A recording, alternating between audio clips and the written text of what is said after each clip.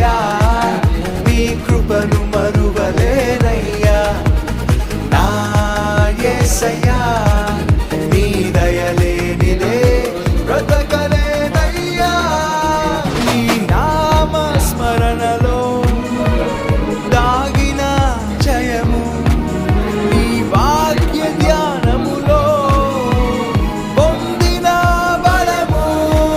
నీ నామ స్మరణలో దాగిన జయము నీ వాక్య ధ్యానములో పొందిన బలము తలచుకొనుచు నా